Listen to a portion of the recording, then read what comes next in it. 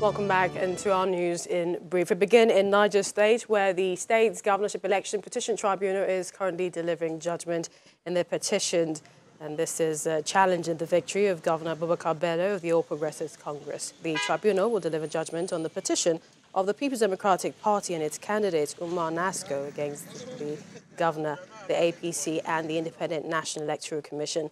The petitioner is alleging that Governor Abubakar Bello submitted forged certificates to INEC ahead of the March governorship election. We hear that security is tight at that court premises.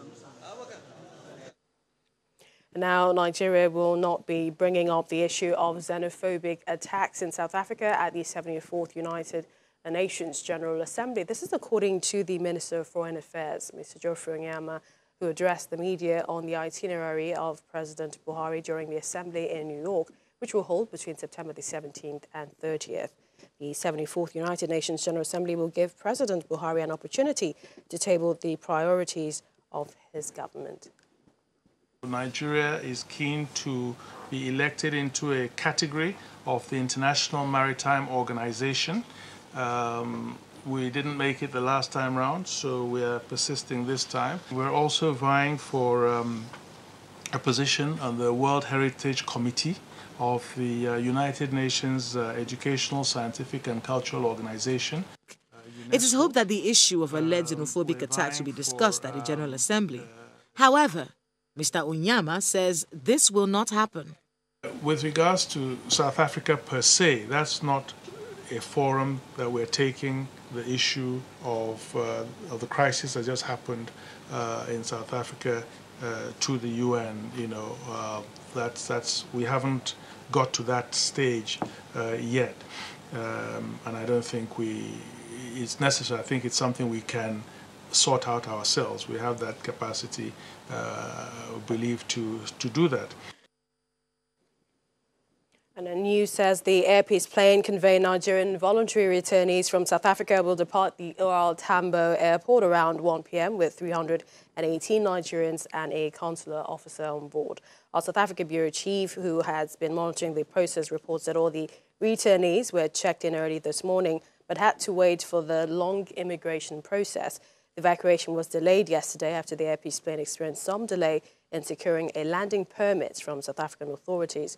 The 320 Nigerians are the second set of Nigerians fleeing South Africa in the wake of xenophobic attacks on foreigners and foreign businesses.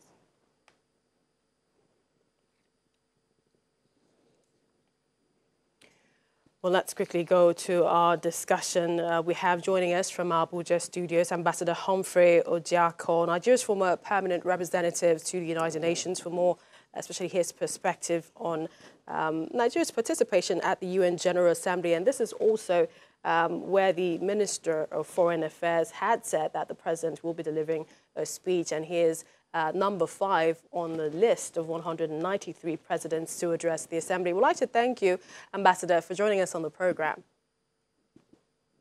Thank you. Thank you. Let's quickly get to the questions now. What are the gains for Nigeria? I mean, this is an assembly that we have every year, but some people wonder how does this benefit Nigeria as a country, other than, of course, being a member?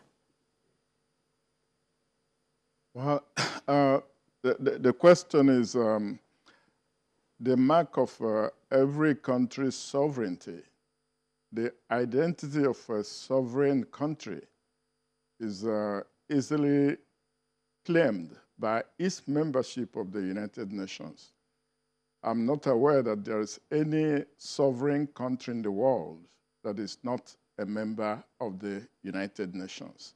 So Nigeria, being a member since it gained independence in 1960, first and foremost, is an indication of its sovereign status.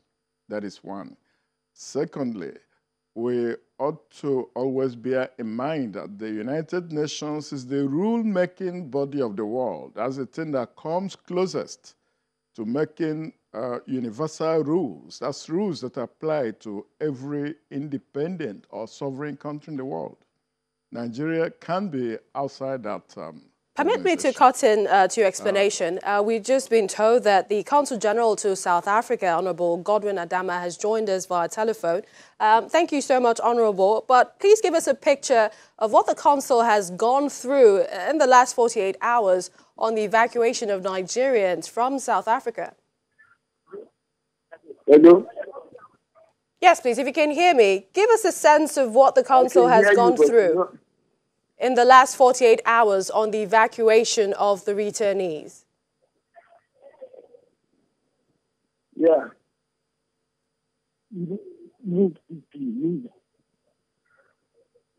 Hello? All right, I guess we're having a problem connecting with that. But let's still come back to you, Ambassador. One thing the Minister of Foreign Affairs has said is that there will not be talk about xenophobia at UNGA. Many people have asked, is that the right decision for Nigeria? Do you think, why shouldn't we talk about xenophobia at UNGA? Frankly, I cannot, I'm not in a position to second guess the foreign minister or the president on the information they have, which advises them to refrain from bringing that matter up at the United Nations at the moment. They must have their reasons. That said, however, I think the repetitive instances of xenophobic attacks in South Africa calls now for a concerted African, that's sub-Saharan African action to begin to bring home to South Africa that this cannot just go on. So as a person who is interested because of fellow citizens who are victims of xenophobic attacks in South Africa, I would suggest that it is time Nigeria started rallying other affected African countries, and these are mostly in the sub-Saharan Africa region, to begin to bring this matter up, first of all, with the African Union, and then ultimately, if need be, it could go to the United Nations just to drive the message home, ultimately. But as I said earlier, the government certainly has to have good reasons for not wishing to take it to that level at the moment. It's also an issue the House of Representative members have talked about on the floor, and we also have intel that they might be discussing that as well today.